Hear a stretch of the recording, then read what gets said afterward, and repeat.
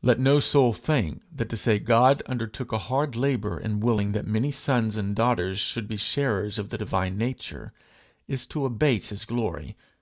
The greater the difficulty, the greater is the glory of him who does the thing he has undertaken. Without shadow of compromise, with no half success, but with a triumph of absolute satisfaction to innumerable radiant souls.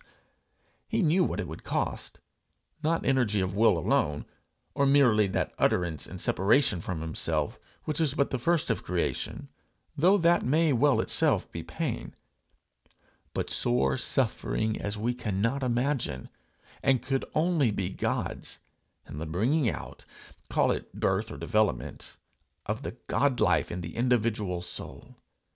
A suffering still renewed, a labor thwarted ever by that soul itself, compelling him to take, still at the cost of suffering, the not absolutely best, only the best possible means left him by the resistance of his creature. Man finds it hard to get what he wants, because he does not want the best. God finds it hard to give, because he would give the best, and man will not take it. What Jesus did was what the Father is always doing. The suffering he endured was that of the Father from the foundation of the world, reaching its climax in the person of his Son. God provides the sacrifice. The sacrifice is himself. He is always, and has ever been, sacrificing himself to and for his creatures. It lies in the very essence of his creation of them.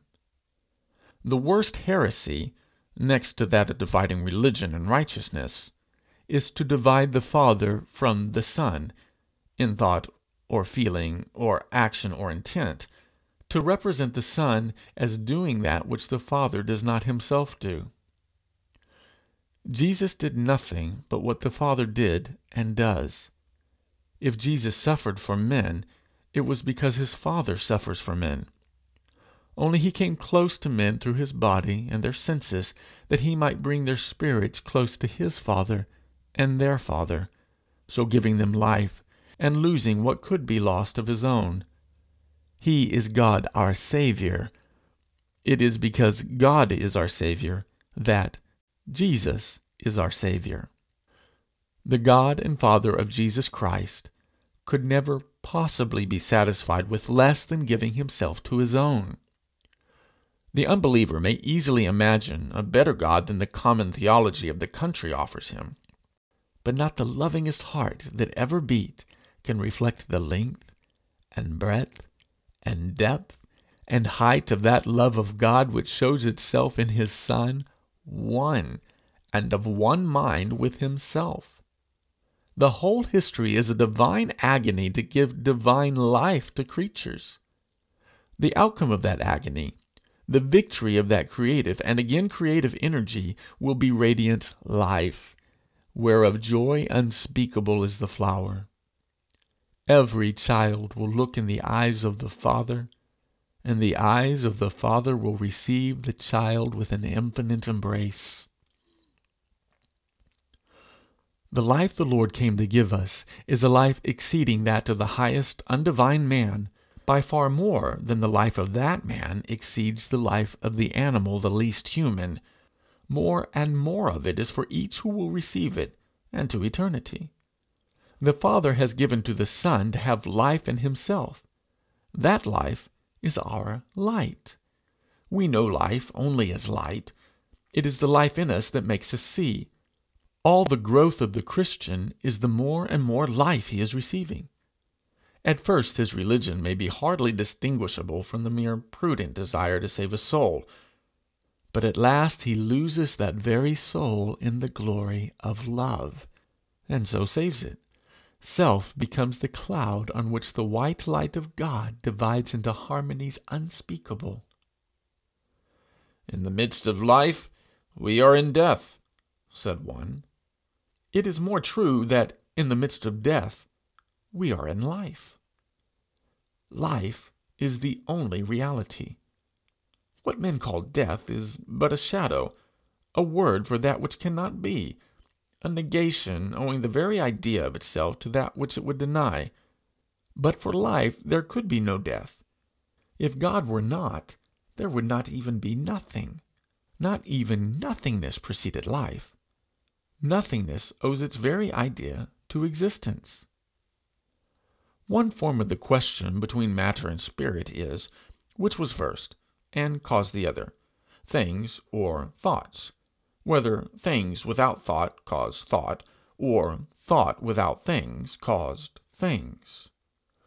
To those who cannot doubt that thought was first, causally preceding the earliest material show, it is easily plain that death can be the cure for nothing, that the cure for everything must be life, that the ills which come with existence are from its imperfection, not of itself, that what we need is more of it.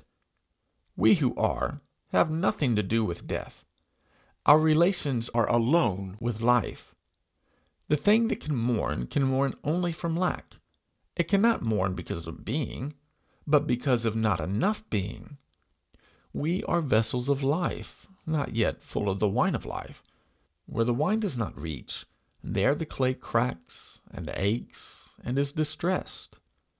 Who would therefore pour out the wine that is there, instead of filling to the brim with more wine?